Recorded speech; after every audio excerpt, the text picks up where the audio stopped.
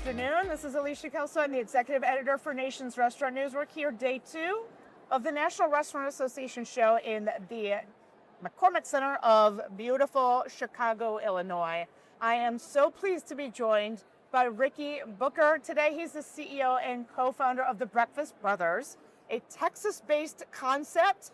I live in Louisville, so I want you to explain the concept, not me. Okay. So tell us, first of all, thank you for joining us, Ricky. Thanks for having me. Tell us about the Breakfast Brothers, when you started it, and what the concept is. Okay.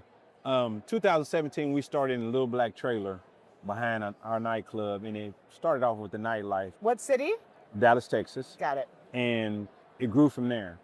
And when I found out that we had something is when how people used to line up at that trailer till wee hours of the morning. And at that time, they wasn't paying attention to the brand or the logo. It was the food that was coming out of that little trailer. Okay. And that's where we started at. What was the food that was bringing them in? You know, it wasn't nothing healthy. When you, after 1 in the morning, you getting fried food. It's pork chop. I know more than you would care to know. Okay. We did the traditional wings, but we also had a spinoff to where I had 3 flavors that I created.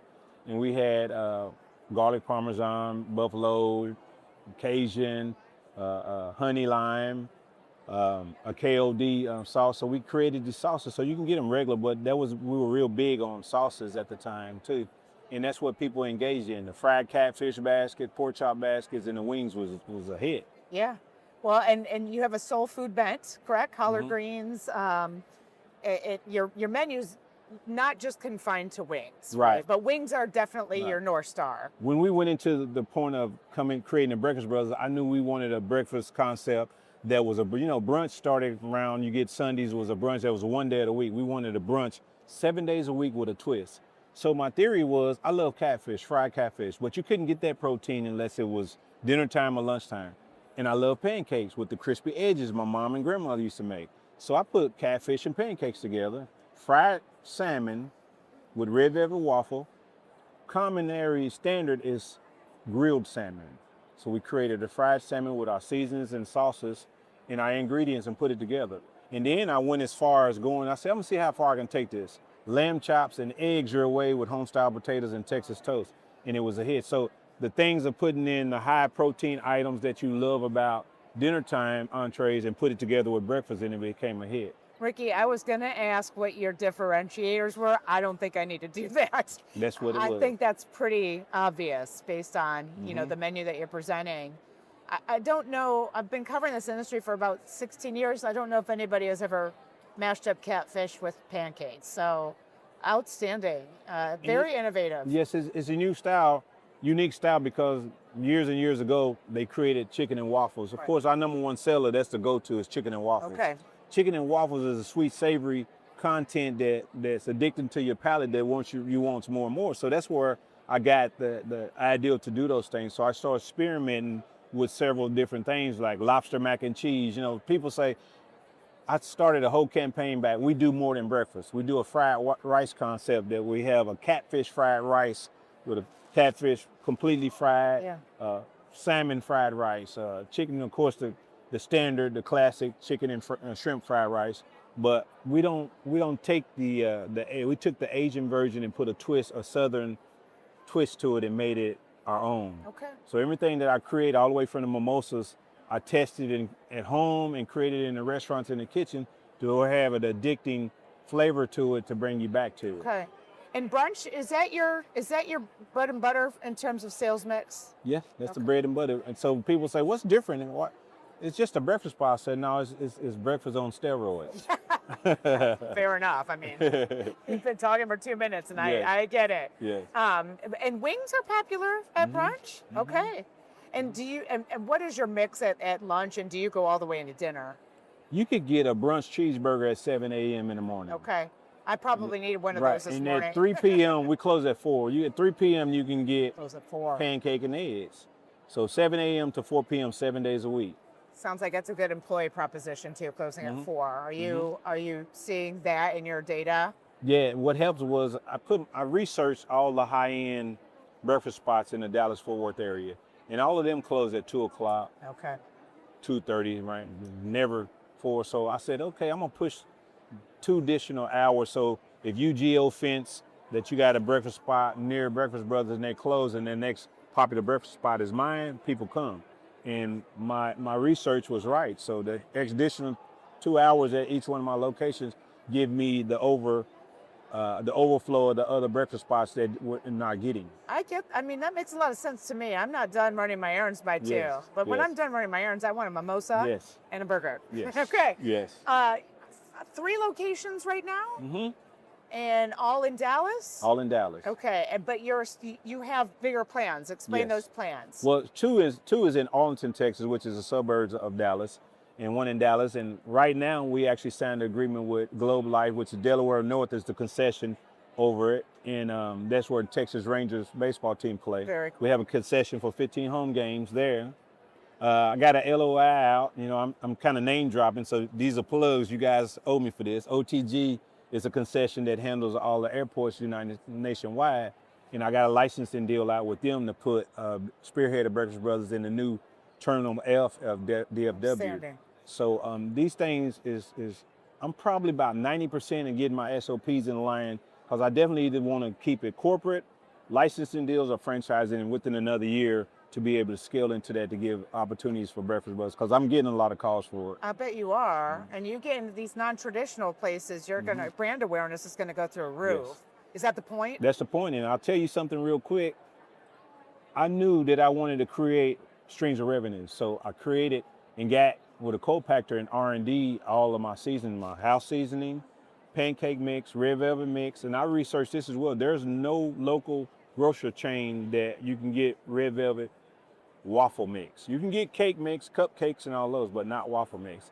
Our chicken fry, fish fry, shrimp fry, all of those things now is getting ready to launch on our e-com, which we launch in about 30 days. I just actually submitted to a large grocery chain in Texas, which is called HEB, submitted my private line to them too. So we have a big private label. You can own maple syrup, 100% maple syrup. We have our line. So we have coffee, K-cups, cinnamon toasted K-cups. So I created a whole private label line behind Breakfast Brothers as well. Tremendously innovative. Yeah.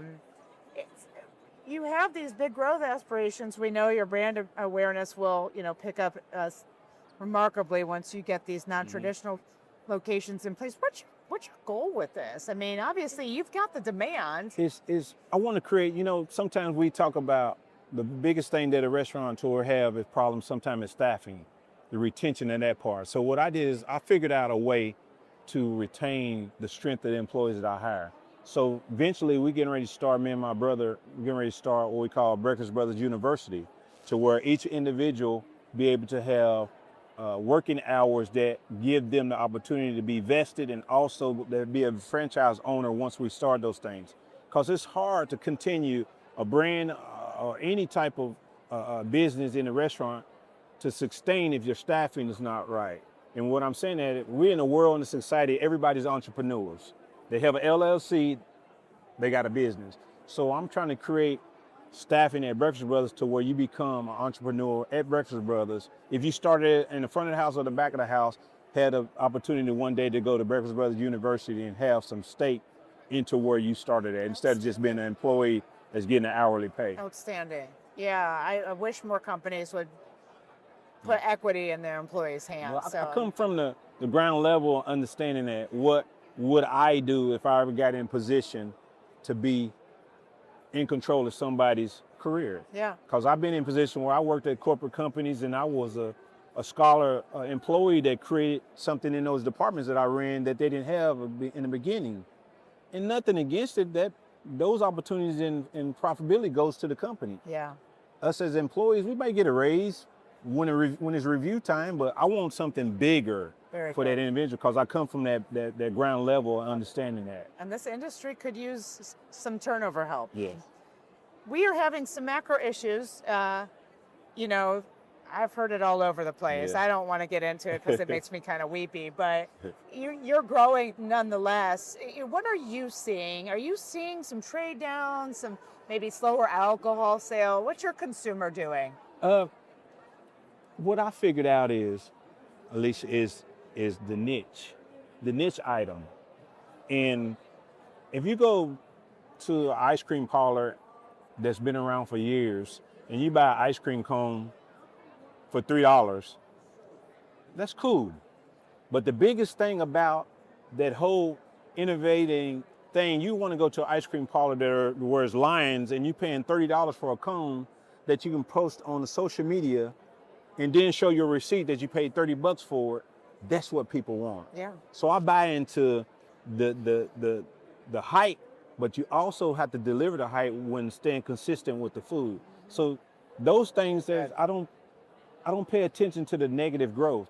I get in front of what the growth is. And one thing that I won't say that I didn't believe in, I didn't understand AI in the beginning. Yeah. Once I got in front of it and understood it, it helped me develop. I can't have this brand and do all the things that I'm speaking to you about now without AI. It's just not, people, it's not happening.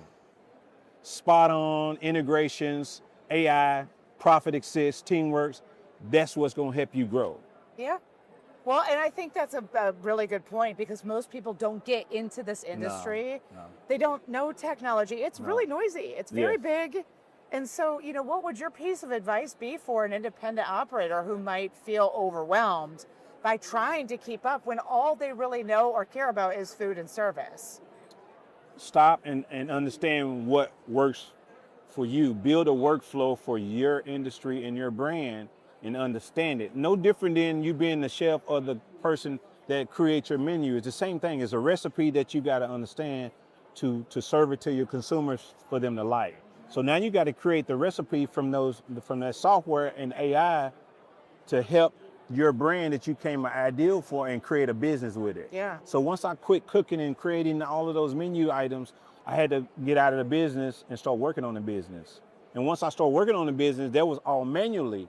But when AI came about, I took 5 days worth of building a menu into 5 minutes in building a menu item. And you're able to adjust quickly based on COGS? Because I created a workflow for Breakfast Brothers culture inside my AI system. Very cool. Very cool. And how have you been, other than AI, how have you been agile with all of the extraneous factors that are out of your control? Especially that consumer sentiment. When I say this, I really do mean this, but I don't pay attention to it. Because if I pay attention to it, it distracts me from what I got. You already have chaos as a restaurant owner, but if you pay attention to the rearview mirror, that chaos is just added to you being disrupted. Very good. So I stay away from You it. focus on what you can control. Yeah. Like Catfish Pancakes. Yes. Very good. Yes. Is there a silver bullet ever? I mean, it seems like other than menu innovation, it seems like you've found a good sweet spot I think here. the silver bullet is if you get comfortable. Anytime I get comfortable, I make myself uncomfortable. When I'm slow, I'm all over the place. The busier I am, the more effective I am to getting jobs done. Very good. And that's the truth. I'm not saying this because we're in front of these cameras. It's just this, the restaurant business, I had other businesses I owned and ran. Restaurant business is the most difficult business I ever ran, but I love cooking and making people happy. So the food part of it, I love. Very good. Okay.